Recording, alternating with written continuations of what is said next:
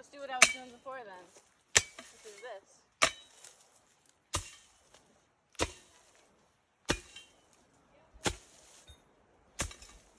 Do you want me to explain what I'm doing? I'm just trying to break up the clumps of grass so the berm, this edge, is flatter so we can, like this part rises up, which means the water will go down the trail and erode it. So I'm trying to break up that edge so the water can just go right off.